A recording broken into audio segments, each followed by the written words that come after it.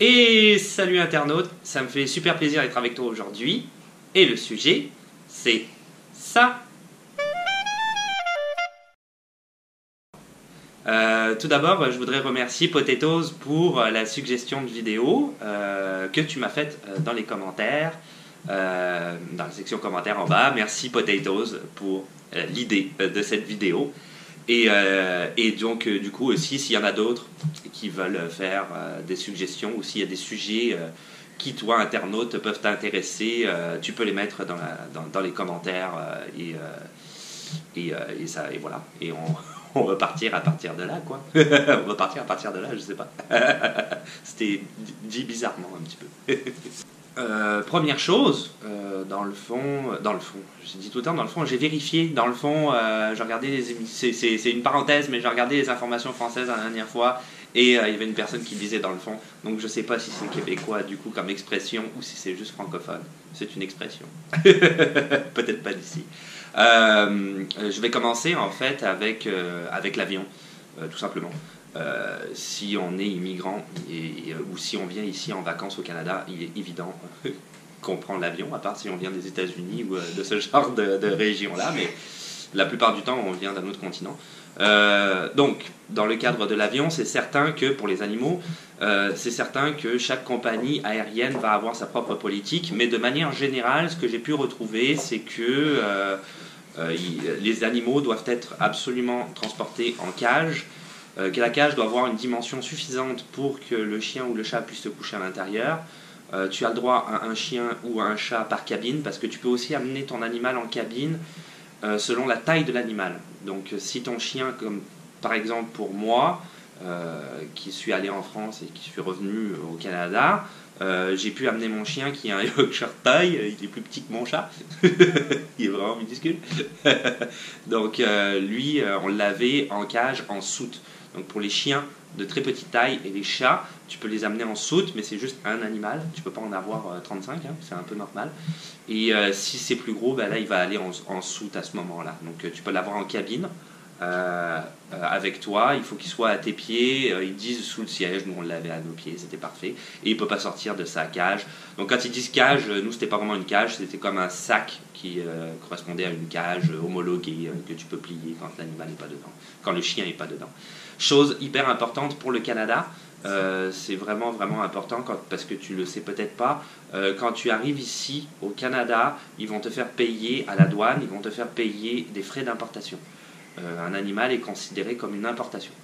Alors ça c'est à toi à te renseigner par rapport à l'animal. Je pense que ça varie selon la taille, le poids, la race, etc. C'est à voir. Il va falloir payer, t'as pas le choix, hein, tu peux pas faire autrement. Et anecdote, moi, quand je suis allé en France pour les vacances, en étant citoyen canadien, avec mon chien, ça m'est arrivé une fois, on l'avait amené avec nous, hein, parce qu'on ne pouvait pas le... Il n'y en avait personne qui pouvait le garder en attendant, et le voyage, la durée de temps qu'on passait en France était bien trop long. Donc on l'avait amené avec nous, et en arrivant en France et tout ça, il n'y a pas eu de problème. C'est sûr que le Canada, quand tu voyages, il te demande, il nous avait demandé d'avoir des papiers hyper en règle. Donc il fallait qu'il ait une micro-puce, et qu'il l'a toujours d'ailleurs inséré, c'est pas douloureux, hein, c'est trop fort rien, mais en fait c'est une sorte de GPS. Il fallait qu'il soit vacciné, évidemment, mais il l'a été, vacciné, stérilisé, etc. Et donc on avait des papiers en bonne et due forme. Quand on est revenu au Canada, il a fallu qu'on paye des droits d'importation, des frais d'importation, alors que le chien est originaire du Canada. Donc j'avais essayé à la douane de dire oui, ok, c'est parce que le chien vient du Canada, je l'ai amené en France, je le ramène au Canada, mais non, ils n'ont rien voulu savoir. C'est ça, il est complètement hermétiquement bouché, le douanier. Peut-être qu'il faisait son travail, hein, je n'ai rien contre ce douanier-là, mais je sais, apparemment c'était le règlement. Il y a des frais d'importation, à chaque fois qu'un animal il rentre au Canada, il y a des frais d'importation. Donc se renseigner sur les frais d'importation. Une voiture. Ouais, est-ce que c'est gros Ouais, c'est une grosse voiture, c'est pas le sujet. Quand on est au Québec, alors il y a une loi, en fait la loi 54, qui a été passée en 2015, qui en fait considère, je vais déjà expliquer c'est quoi la loi 54, hein, ça va aller mieux, considère un animal comme un être ayant des besoins, éventuellement des besoins biologiques, que le propriétaire se doit d'amener à son animal. Donc il doit être en bonne santé, il doit être bien traité. Avant 2015, un animal de compagnie domestique que tu as à la maison, je dis ça parce que dans ma tête ça comprend aussi les lapins, enfin en tout cas il y a toute une catégorie d'animaux, mais là on va parler plus des chiens et des chats. Donc c'est ça, c'était considéré comme un meuble à l'époque. Donc là, c'était vraiment assez particulier. Le droit des animaux, il n'était pas trop là à ce moment-là. Mais depuis 2015, c'est plus ça. Donc la loi 54 qui a été votée en 2015, il y a des conditions qui s'appliquent à ça. C'est-à-dire qu'il y a des choses que tu n'as pas le droit de faire, sinon tu vas avoir une amende. Première chose, c'est de causer de la détresse à un animal, donc lui faire du mal de n'importe quelle manière. Ça, c'est interdit. L'abandon d'un animal, c'est également interdit, t'as pas le droit. Et les combats de chiens sont aussi interdits au Québec. Ils ont même plus spécifié si tu disposes chez toi d'équipements pour faire des combats de chiens. Même si tu fais pas des combats de chiens, ça aussi c'est interdit. Et tu peux avoir à ce moment-là une amende si tu fais ce genre de choses-là que j'ai citées. C'est les trois grandes règles, les trois grandes interdictions. Tu peux avoir une amende. Alors, ce que j'ai trouvé sur Internet, c'est entre 250 et 250 000 dollars. C'est sûr que la fourchette est vraiment énorme. Mais ils disent que c'est selon le cas. Donc, j'imagine 250 dollars, c'est pas très grave. 250 000, c'est parce que tu as vraiment fait quelque chose de terrible. Ensuite, c'était un train avec des jouets. C'est bon, le bruit du train.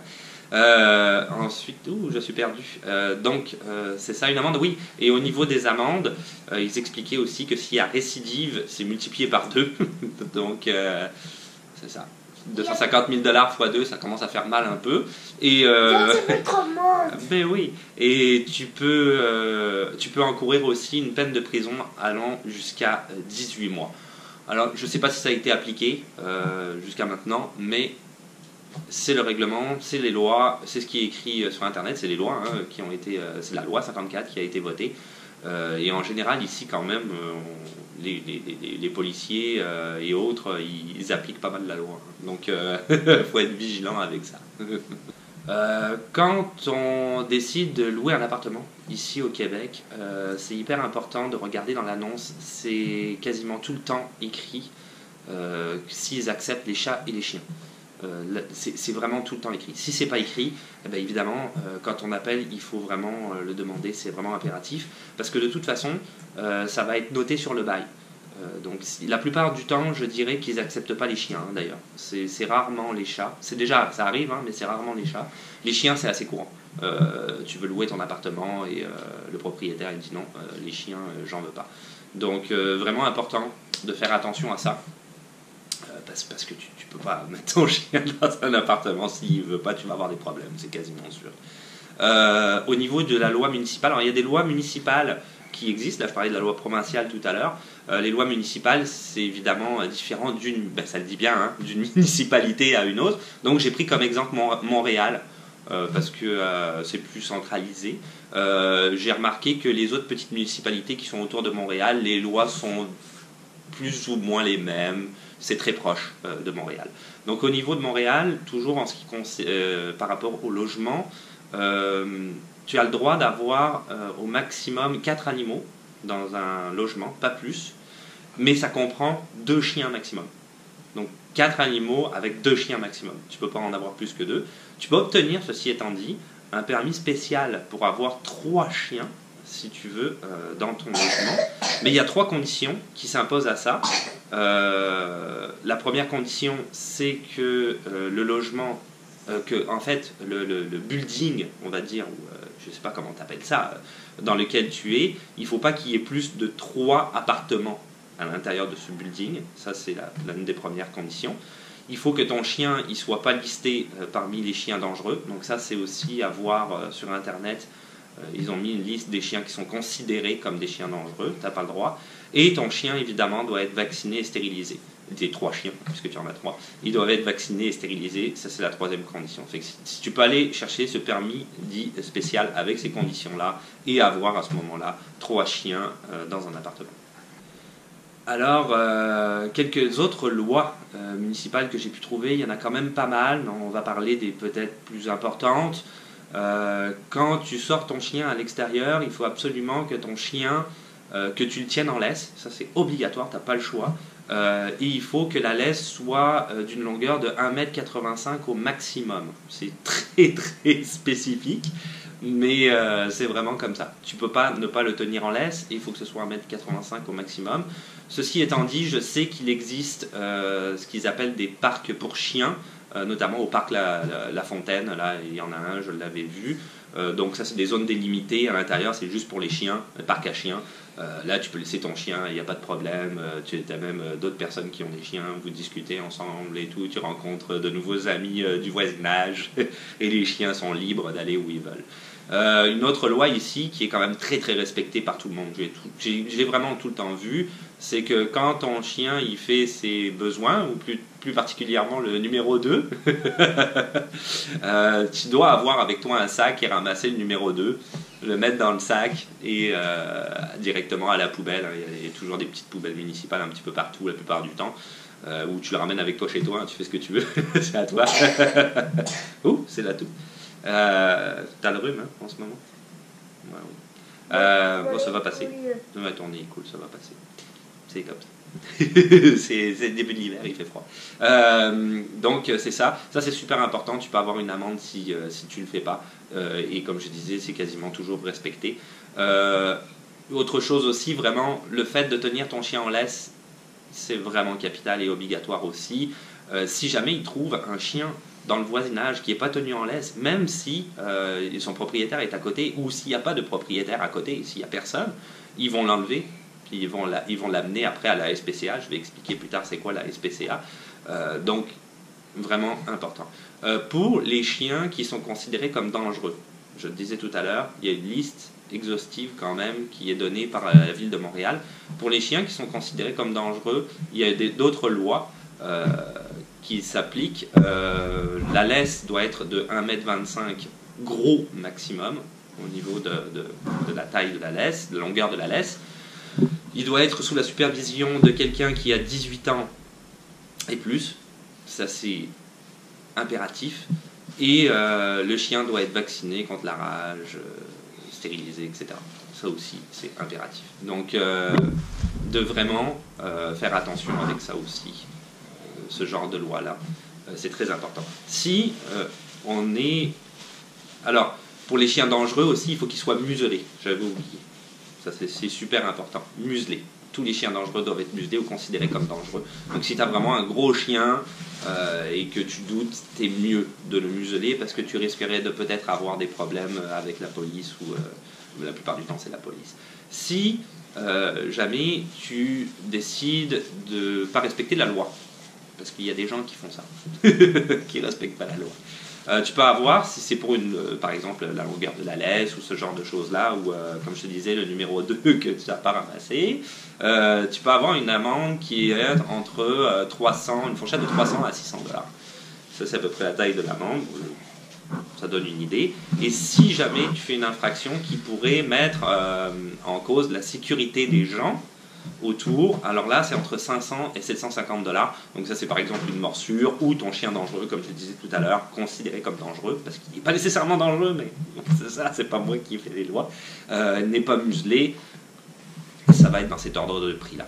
Donc de faire vraiment attention à ça aussi. Je dis beaucoup faire attention à ça, mais c'est un peu le sujet de la vidéo. Aussi, il va y avoir ce que l'on appelle un permis municipal obligatoire.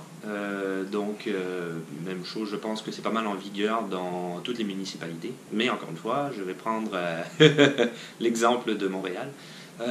Donc, tu as un permis. Ce permis, il est renouvelable une fois par année, au 1er janvier. Dis donc. Bon, j'ai perdu ma voix. Ça y est, elle est revenue. au 1er janvier, c'est pour un an. Les frais d'une municipalité à une autre, j'ai vu, ça dépend du chien aussi. En tout cas, il faut se renseigner là-dessus. C'est à peu près entre 20 et 50 dollars, grosso modo. Je pense que Montréal, j'ai vu, c'était 35 dollars. Dans ce permis-là, ce qu'il te demande, il y a une seule condition, c'est que ton chien il soit vacciné. Il te conseille fortement aussi le micro-puçage. Donc ça, c'est comme je le disais, c'est une micro-puce. Mon chien l'a, parce que quand on est allé en France, je l'ai expliqué tout à l'heure, on avait dû, c'était obligatoire le mettre. C'est une forme de puce qu'ils mettent sous la peau, hein, c'est uniquement sous la peau, et c'est une sorte de GPS. C'est pour le localiser si jamais tu le perds. Donc c'est fortement conseillé. Ils font même une réduction de prix. Si jamais, je pense que c'est 5 dollars en moins si jamais tu décides de mettre la micro-puce sur ton chien. Et avec ça, en fait, tu vas avoir une médaille. C'est pas parce que tu as gagné, hein, c'est une médaille pour ton chien. Bah ouh, j'ai gagné une médaille. Tu vas avoir une médaille que tu mets autour de ton chien où il y a ton numéro de téléphone, il me semble. Peut-être si quelqu'un là peut me dire si je me trompe, mais je suis quasiment certain. Moi j'en ai une, je voulais la montrer et je l'ai égarée, mais elle est quelque part dans l'appartement, je vais la retrouver, mais là je la trouve plus. Donc je ne peux pas la montrer. Mais c'est ça pour mon chien. Hein. Donc il y a une médaille. En fait, c'est pour si jamais ton chien s'égare, ils peuvent le retrouver plus facilement. Ils vont t'appeler, il y a le numéro de téléphone sur la médaille et tu peux récupérer ton chien tout de suite. S'il n'a pas de médaille, il va se retrouver à la SPCA. C'est ça la grosse différence, donc ça vaut quand même peut-être la peine pour ça. Et pour eux, de leur côté, ça leur permet de recenser le nombre de chiens ou de chats, parce qu'il faut le faire aussi pour les chats, qu'ils ont en ville, dans la municipalité en question. Je parlais de SPCA, mais donc pour finir avec ça, le permis, je vais sûrement mettre un lien en dessous de la vidéo. Si tu as un chien, il faut que tu te renseignes auprès de la municipalité. Ça se fait très très bien, ça se fait très facilement, il n'y a aucun souci avec ça. Donc c'est très très rapide, il n'y a pas de problème. À toi de voir. Pour la SPCA, qui est la Société protectrice contre la cruauté envers les animaux, c'est la même chose que la SPA, hein, pour ceux qui sont français. C'est le même type de société qui recueille les animaux. C'est là que va aller ton chien si jamais, comme je le disais, il n'y a pas sa médaille. C'est donc là qui recueille tous les chiens, etc., les chats, tous les animaux domestiques. Tu peux aller, si tu veux, à la SPCA adopter un chien. Pour les chiens, j'ai regardé au niveau des tarifs. Si tu prends un chien qui est moins de 8 mois, ça va être 350 dollars. Un chien de plus de 8 mois, 295 dollars. Et un chien qui disent humanitaire, 75 dollars. Humanitaire, ça veut dire que soit il est en fin de vie, ou il a des problèmes de santé, ou il a atteint une maladie grave. Donc si tu décides de l'accompagner jusqu'à la fin de ses jours, donc là c'est un petit peu moins cher. Les frais, ils correspondent en fait à la vaccination, le micropuçage et la stérilisation. Donc tu vois tout de suite que ça vaut quand même la peine par rapport au fait d'adopter un chien qui, de toute façon, si tu l'adoptes pas, ils vont finir par l'euthanasier malheureusement, parce que c'est comme ça que ça marche, cette société-là. Mais si tu l'adoptes, tu lui donnes une deuxième chance. Et c'est certain que c'est peut-être mieux que de l'acheter en animalerie aussi d'un point de vue financier. Donc tu as le côté un peu, je dirais, humain d'adopter un animal qui est peut-être un très bon animal et qui a peut-être besoin d'une deuxième chance. Et le côté financier aussi, à l'animalerie, c'est quasiment certain que ça te coûtera plus cher parce que tu vas avoir ton chien à... Ça dépend des races, hein, les prix varient, c'est certain. Hein. Et puis on va dire peut-être 300-400 dollars. Pour donner un exemple, une base d'idée, mais à partir de là, il faut que toi tu l'amènes au vétérinaire, que tu le vaccines, etc. parce que c'est obligatoire de le faire vacciner. Donc ça va te coûter quand même beaucoup plus cher que d'aller le chercher à la SPCA. Ce serait mon conseil, moi, que je donnerais si tu as besoin d'un chien ou d'un chat, peut-être, d'aller les chercher à la SPCA, parce que pourquoi pas, hein, on a besoin d'une deuxième chance des fois dans la vie aussi. Je l'ai répété souvent, mais ça me tient à cœur.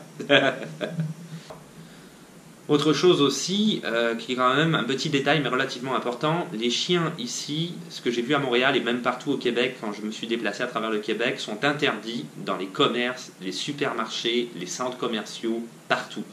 C'est très très rare que tu puisses amener ton chien à l'intérieur. En fait, c'est quasiment, j'ai quasiment jamais vu, à part les endroits qui sont dédiés j'ai déjà vu des cafés pour chiens. Tu peux amener ton chien dans le café, c'est fait exprès, avec d'autres gens qui ont leur chien, et là tu sympathises. Mais non, sinon c'est vraiment interdit. Donc, soit tu laisses ton chien à la maison, ce qui d'après moi est la meilleure solution, ou si tu n'as pas le choix, ce que les gens font ici, ce qu'on voit quand même très régulièrement, il amène son chien, j'ai besoin d'aller faire une course au supermarché, ben, il va l'attacher au poteau à l'extérieur, il va faire ses courses au supermarché, il va revenir le chercher après. Donc moi je conseillerais plutôt de le laisser à la maison, j'aime pas trop ça quand il est attaché dehors, tu sais jamais ce qui peut arriver. Mais c'est ça, tu peux vraiment, d'avoir vraiment ça en tête, ton chien il peut aller nulle part, à part à l'extérieur, dans le fond il peut aller nulle part, dans aucun commerce, nulle part. Donc d'être vigilant avec ça. Je vais parler maintenant, on est plusieurs, ou je me prends pour le roi. On parle à la troisième personne. Maintenant, les animaux sauvages. Alors les animaux sauvages, moi quand j'étais arrivé ici, je trouvais ça exceptionnel, les écureuils. 3 milliards d'écureuils partout. En France, j'en ai vu vraiment rarement des écureuils. Et là, j'en voyais partout. Alors j'étais super excité. Ouh, il y a des écureuils partout, c'est génial. Super heureux. Tout le monde me regardait bizarrement. Mais en fait, c'est pas si génial que ça, les écureuils. Ouais, c'est cool au début, mais on se rend compte en vivant ici que c'est pas top. Alors, il y a une loi municipale, il y a beaucoup de lois à ce niveau-là, mais une loi municipale qui est passée pour les animaux sauvages. Alors ça comprend les écureuils, les goélands. Moi, je pensais que c'était des mouettes, mais en fait, c'est des goélands. Ça ressemble beaucoup à une mouette. Et les pigeons, t'as pas le droit de les nourrir. C'est interdit, carrément. Et si tu les nourris, tu peux avoir une amende jusqu'à une hauteur d'à peu près $150. La plupart du temps, de ce que j'ai vu, ils donnent des amendes de $50. J'ai déjà vu un policier donner une amende à quelqu'un qui donnait à manger aux écureuils. C'est considéré ici par la municipalité comme des animaux nuisibles. Ils se reproduisent à une vitesse hallucinante et ils font beaucoup de dégâts partout. Donc, de faire vraiment attention à ça. Aussi, au début, quand tu arrives en tant qu'immigrant, une chose hyper importante que moi j'avais oublié, pas que j'avais oublié parce que je ne pouvais pas le savoir, dans le fond je ne pouvais pas le deviner, mais j'avais pas fait attention, c'est que ta poubelle extérieure, achète-la, tu vas voir dans les commerces Walmart, autres types de magasins qui vendent des poubelles de ce genre-là, tu vas voir qu'ils ont des poubelles avec des sécurités contre les animaux. Ça veut dire que ta poubelle va se clipser, le couvercle va se clipser, hermétiquement fermé, pour pas que l'animal puisse l'ouvrir. Moi, je ne l'avais pas fait au début et je me suis vite rendu compte de l'erreur. C'est parce que il y a quand même des ratons laveurs, des moufettes. Là. Une moufette, c'est une sorte de putois en fait. C'est le cousin du putois, c'est un peu plus petit que le putois, et au lieu d'avoir une grande bande blanche dans le dos, comme le putois, lui, la moufette, elle va avoir 2 bandes blanches sur les côtés. Tu peux chercher sur internet, c'est super beau comme animal, mais c'est ça. Donc la moufette, à Montréal, tu peux en avoir des moufettes vraiment facilement. Raton laveur, peut-être un peu moins à Montréal, mais dans les environs, plus vers l'est de Montréal, des endroits où il y a plus de forêts, en banlieue, t'en as, c'est considérablement. Et les écureuils. Donc si tu n'as pas une poubelle avec le couvercle hermétiquement fermé, ce qui va se passer, c'est que, comme par exemple les ratons laveurs, c'est un ursidé, et lui, il a comme ses pattes, c'est comme des mains. Donc il va carrément ouvrir et même les moufettes font ça aussi, ils se projettent sur la poubelle, c'est quand même lourd une moufette. Ils se projettent sur la poubelle, ils font tomber la poubelle, là ils ouvrent, et là c'est le banquet quoi. Il ouvre le couvercle et là il va t'en mettre partout sur le terrain, il va déchirer les sacs, le lendemain c'est dégueulasse, faut tout ramasser, t'es pas heureux.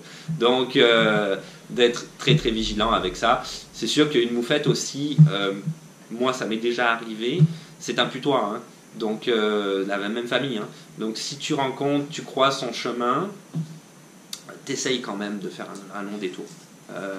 Elle va pas t'attaquer, mais ce qu'elle va risquer de faire, c'est de te pisser dessus.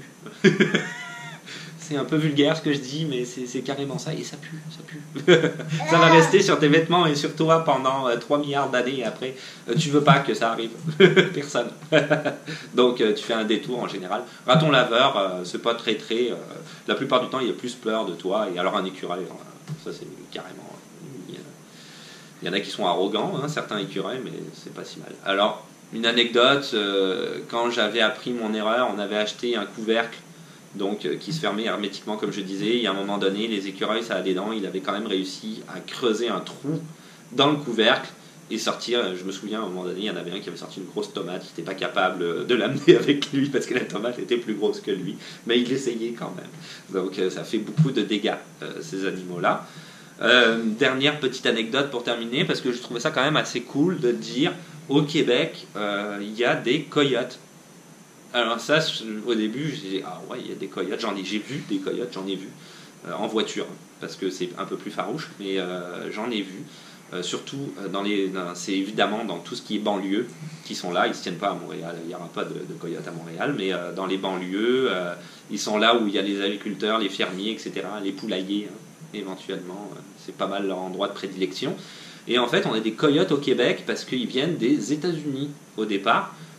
Aux États-Unis, tu peux tuer un coyote. Dans certains États des États-Unis, tu peux tuer un coyote, l'amener au shérif. Ils appellent ça encore un shérif, ça fait très cow-boy, mais c'est ça. Et tu l'amènes au shérif et il va te donner de l'argent en échange. C'est vraiment considéré comme un animal super nuisible.